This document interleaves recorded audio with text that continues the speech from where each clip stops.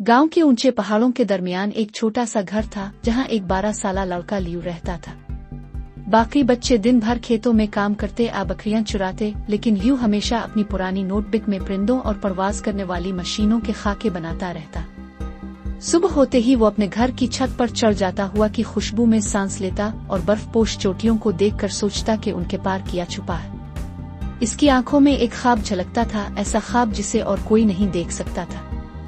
लेकिन ख्वाब देखना आसान नहीं होता जब लोग आप पर हंसे। जब भी लियू परवाज की बात करता, गांव वाले कहे लगाते और कहते, परिंदे उड़ने के लिए बने हैं, इंसान नहीं। उनके अल्फाज पहाड़ों की गूंज की तरह दिल को जख्मी करते।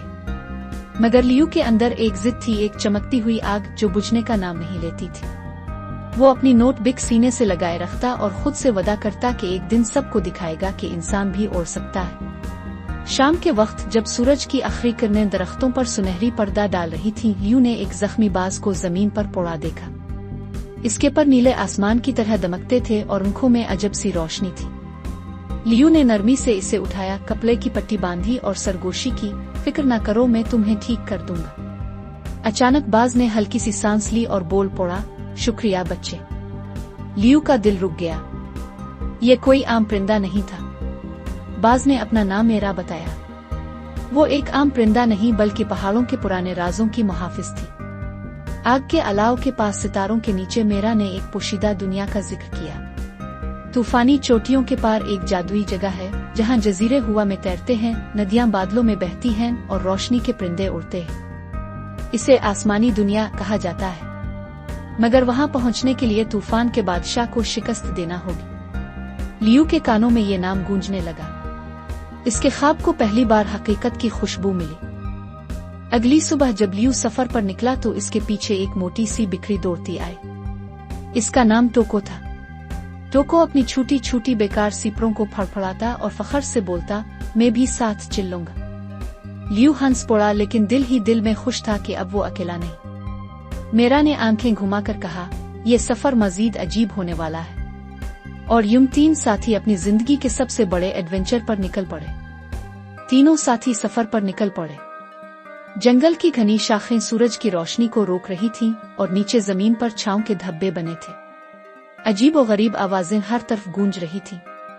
कभी दूर से दरख्तों के टूटने की आवाज आती, कभी हवा में सरगोशियां सुनाई देती। लियू ने अपने दिल की धड़कन को काबू में रखा। मेरा कहती थी, ये जंगल बज़ाहिर खामोश है मगर इसमें कई पुराने राज छुपे हैं। टोको अपनी जिद्दी तबीयत के बावजूद खौफ से लियू के करीब रहता।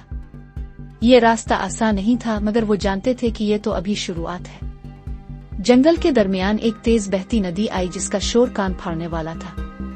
पिल पुराना और टूटा फूटा था, जरा सा कदम रखो तो नीचे गरजते पानी में गिरने का खतरा था। लियू ने कदम रखा तो पिल डोलने लगा।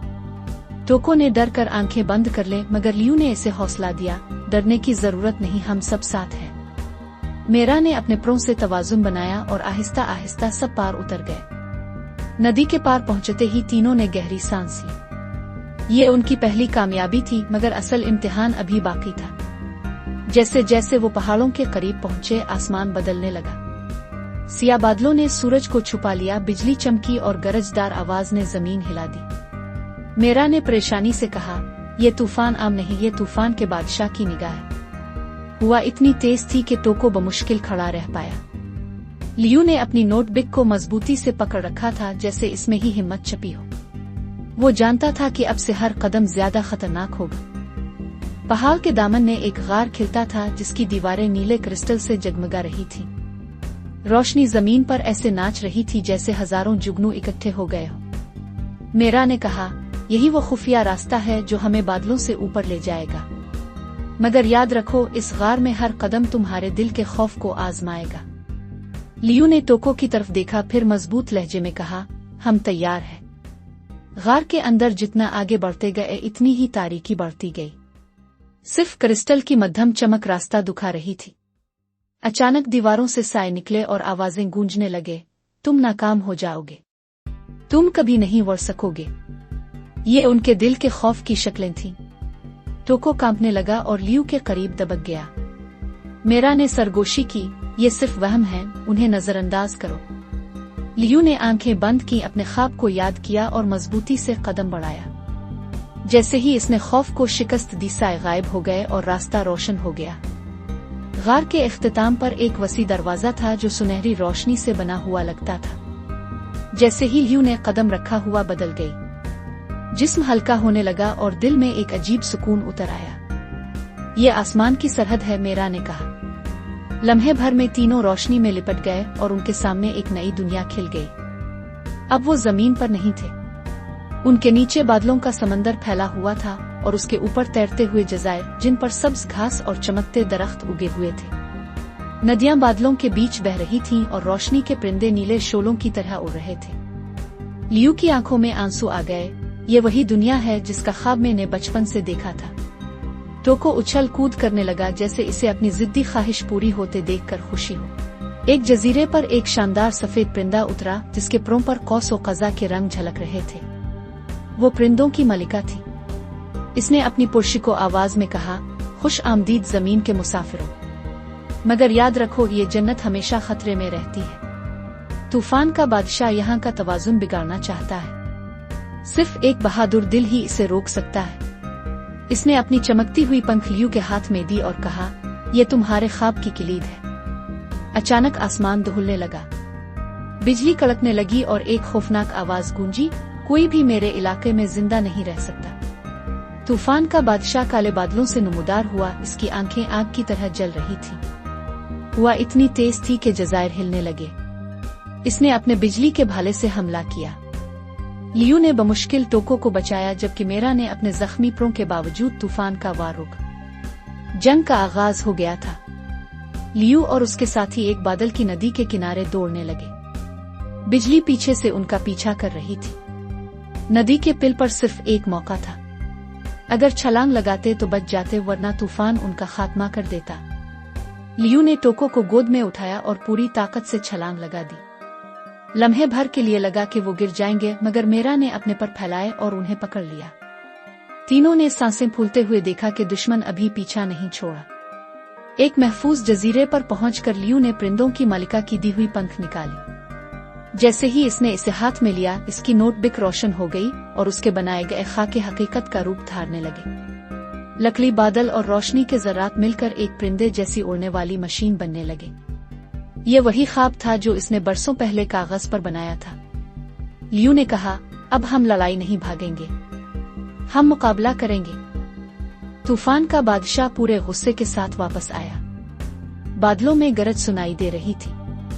लियू अपनी नई मशीन पर सवार हुआ। मेरा ने आसमान में परवाज की और टोको ने तंजिया अंदाज में दुश्मन को ललकारा। रोशनी और अंधेरे की जंग शुरू हुई। बिजली और हवाओं के वार के मुकाबले में लियू की मशीन रोशनी की ताकत से जगमगा रही थी। आखिरकार लियू ने पूरी हिम्मत से दुश्मन की आंखों में आंखें डाले और बोला, ताकत नहीं, ख्वाब जीतते हैं। एक रोशनी का धमाका हुआ और तूफान का बादशाह बखर कर खत्म हो गया। जंग खत्म होते ही आसमान साफ हो गया। बादलों में रोशनी फैल गई। परिंदों ने खुशी का नगमा गाया और जज़ायर सुकून में डूब गए। मलिका ने कहा, तुमने सिर्फ हमें नहीं बचाया, बल्कि ये भी साबित किया कि ख्वाब ही असल ताकत है। इसकी आंखों में फख्र झलक रहा था। लियू के दिल में अजीब सी खुशी और सुकून था। मेरा ने कहा, लियू, अब तुम चाहो तो यहीं रह सकते हो। आसमानी दुनिया हमेशा के लिए तुम्हारी हो सकती है। मगर लियू ने आसमान को देखा और कहा, मेरे गांव में बहुत से बच्चे हैं जो ख्वाब देखने से डरते हैं। मैं वापस जाकर उन्हें दिखाऊंगा कि ख्वाब हकीकत बन सकते हैं। टोको ने खुशी से ममियाई आवाज निकाली और बोला, तो फिर वापसी का वक्त है। गांव वाले हैरान रह गए जब लियू एक उड़ने वाली मशीन पर वापस आया। बच्चे तालियां बजाने लगे। बूढ़ों की आंखों में हैरत और फख्र था। लियू ने अपनी नोटबुक सबके सामने खोली और कहा, यह सिर्फ मेरा ख्वाब नहीं, ये हम सब का ख्वाब है। अगर हम यकीन करें तो कुछ भी मुमकिन है। गांव का आसमान रोशन था और लियू के दिल में सुकून था। वो जानता था कि पहाड़ों से आगे का आसमान इसका घर है, मगर असल जीत ये थी कि इसने दूसरों को ख्वाब देखना सिखा दिया।